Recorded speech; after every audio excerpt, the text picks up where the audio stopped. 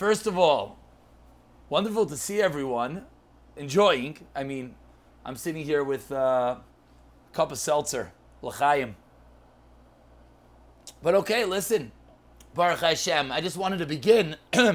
Someone mentioned something about Toyameha.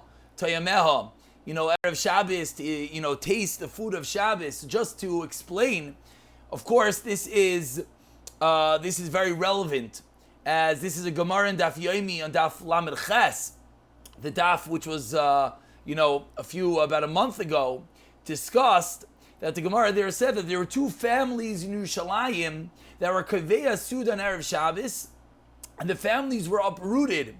And the reason seemingly is because they overindulge. It's one of the pshatim. They overindulge on Erev Shabbos. And yet on the other hand, we know, this idea of Tayameh, Chayim Zachu, there's an idea that's brought down that it gives you Arichas Yamim. So it's this funny dichotomy. On one hand, there are sources that are teaching us it's a dreadful thing to eat on Erev Shabbos. On the other hand, there are sources that are teaching us that eating on Erev Shabbos brings one to Arichas Yamim. So how do we balance these two ideas? So basically, the basic gist, and the truth is, this could be a shir onto its own, but the basic idea is you're not allowed to eat on Erev Shabbos something that's going to ruin your Shabbos. If you're going to eat something that you're not going to have an appetite on Shabbos, that's what's aser, which in the words of halacha is a suda that is larger than your regular suda. It's a myth. People say you're not allowed to wash on Erev Shabbos. That's not true. It's absolutely not true. If every day you wash and you have a bagel, you have a slice of pizza, you're allowed to wash on Erev Shabbos. The issue is when you're eating more than you're eating. The issue is when you're having a whole lavish suda, what are you doing? Tonight you're going to sit down with the king. Tonight you're going to have a big meal. And what are you doing? Stuffing your face beforehand. That's the problem. But what is the idea of Tayamel? The idea, which most notably the Arizal quotes from a Zohar, and he says, you know what the mashal is? Imagine you're making food for the king. Tonight, 8:30 at night, you're having a massive meal with the king, and you're the chef. So you're sitting there barbecuing the food. So what are you going to do? You're just going to grill it, and then you're going to put it in the warmer till the king comes? Of course not. You're going to grill it, and then you're going to take a nice slice from the side, and you're going to eat it. Why are you going to eat it? What a chutzpah. Save it for the king. The answer is no. You want to taste it to make sure it's fitting for the king. So the concept of Tayameha in its purest form is a form of preparation for Shabbos. Shabbos is the king. So you take the food, you taste it, you have some cholent, you have some kugel, you have some of the meat. Now you know everything is spiced properly. There's actually a shartzi and a mishnah berurah that sounds like every single food has a din of Tayamel, and you should be tasting each and every food, which perhaps that's a little bit extreme to dive into every food.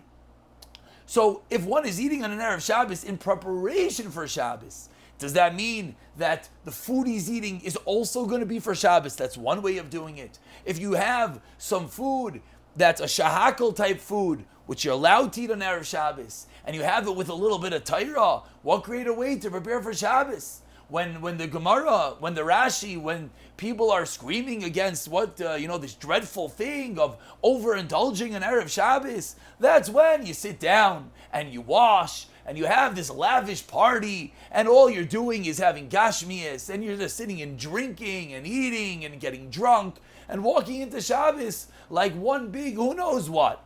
But if you're taking the time and you're eating a little bit, and you're singing a little bit, and you're hearing some divrei Torah, some divrei chizik, a little bit of nourishment for your soul, there's no greater way to enter into Shabbos. So that's just as a, slight introduction, what we're all doing over here. You all can still hear me? We're good? Yeah? Excellent. Wonderful. You get nervous when you're on Zoom that you're sitting there talking, and they hit mute, and, you never know what's going on.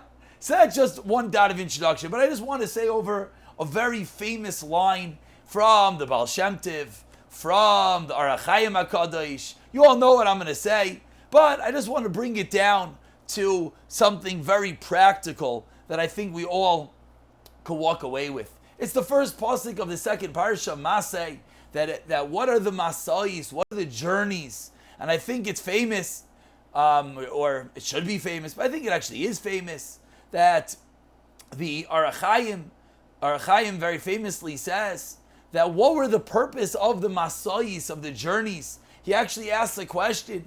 The Torah lists the journeys. The Torah doesn't list the encampments. And he says, because it's all about the journey.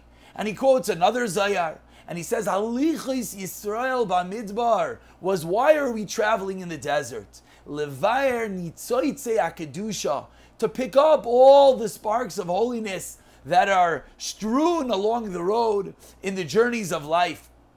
To read the words of the Baal Shem Tov, he says that there are 42 journeys, Mem Beis Masayis, and he says, what are the Mem Beis Masayis? Him Eitzel Kol Adam Miyom Hivaldai Ad Shuvay El Haylamai. That throughout your entire life, hopefully 120 years, you have 42 stops along the journey. And 42 different journeys. And each journey, what's the purpose of the journey? Is to pick up those sparks of holiness that are found along the road. And I think that part is very famous. But what does that have to do with all of us?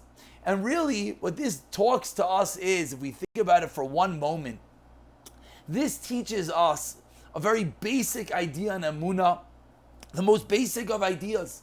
But sometimes, as the Ramchal teaches, it's the most basic ideas that the more we repeat to ourselves, the greater chizik they give us, the most importance that they give us, which is that every step along the road is a journey. Every step along the road is there to do what? To do something. There's no such thing as a mistake.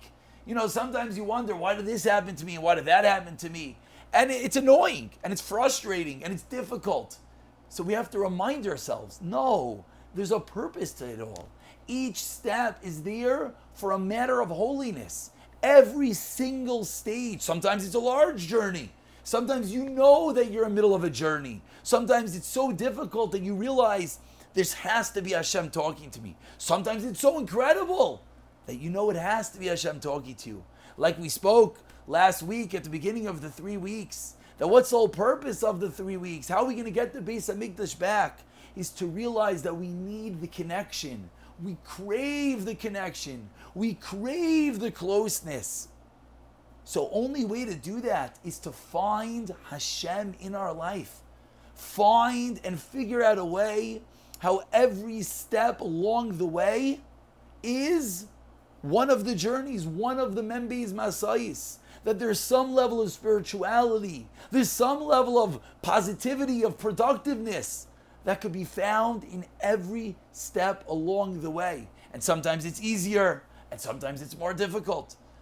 But at each stage of the journey, if we remind ourselves, it's part of a journey. It's only a little segment. I get stuck in traffic, but I know it's a long journey. It's not such a big deal. You go on a road trip. And there's 10 stops along the way. So what happens if one of the stops doesn't work out so well? It wasn't the greatest. Do you say, the whole thing's pointless? What do you mean? You have a 10-step journey. You have the next stop, and the next stop, and the next destination, and the next incredible event. So you tell yourself, okay, so I missed one stop on the journey. There's still much, much more to go. So at every stage of our life, that's really what we need to do.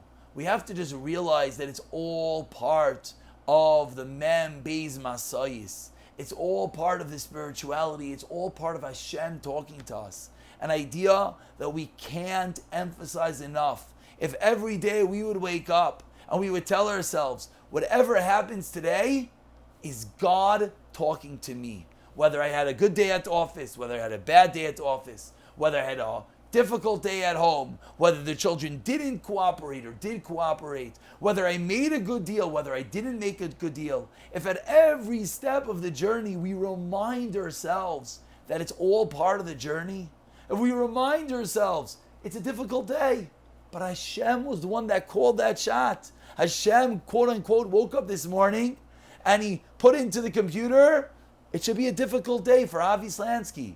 If I were to realize that, that means that Hashem programmed it to be that way. So why did he do that? He did that so that we could realize and that we could grow through it. And I want to end with one beautiful mashal. I heard this morning from Avram Mordechai Malach. He's an incredible, I don't know if anyone have heard him. He speaks in Yiddish primarily, but he speaks English as well. So it was a clip that someone showed me, one of his Vayimayim clips, and he spoke about speed bumps.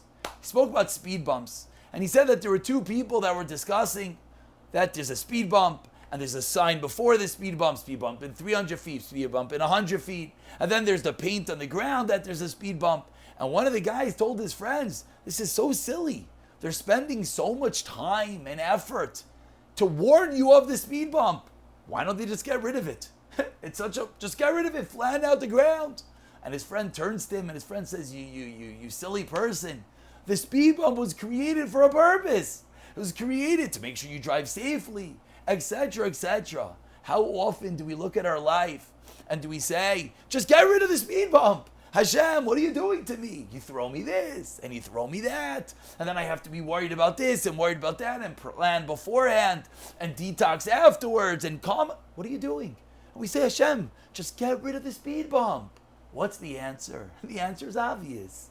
The speed bump is life itself, like the Mesil Sisharb teaches us. That life is the nisyainais, the trials, the tribulations, the difficulties. That is what life is supposed to be. Why? So that we could grow through them. So as we read Parashas Maseh, if we try to remind ourselves, Hashem is giving us journeys. And at each journey, it's there to pick up some level of sparks of holiness. At each station, the reason is why, to try to grow through it, to try to see some positivity, to try to become a better person, to try not to succumb to all the difficulties, to try to push ourselves to daven a little more, to do another chesed, overextend a little bit of tzedakah. If we try to remind ourselves, bring Hashem a little bit more in our life, what will be the result?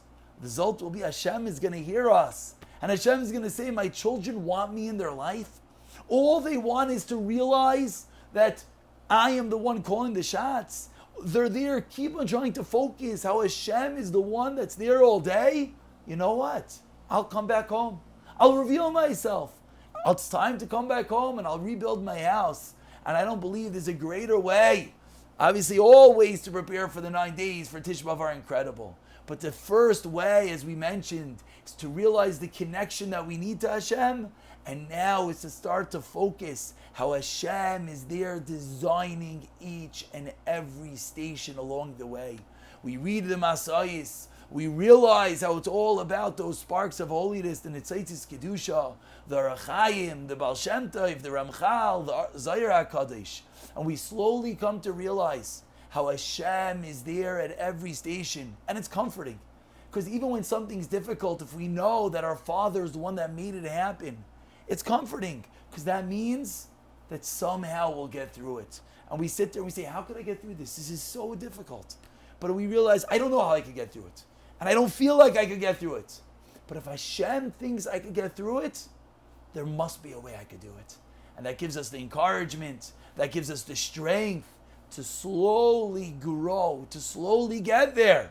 And Amir Hashem, the next time we'll see each other, which hopefully will be in a few days. Hopefully we'll see each other in person, not through looking at a screen, but it will be to get on the wings of eagles, to get on, to right as we're heralding in the 9 days, to travel together. Not just Yisrael will be going to Yerushalayim.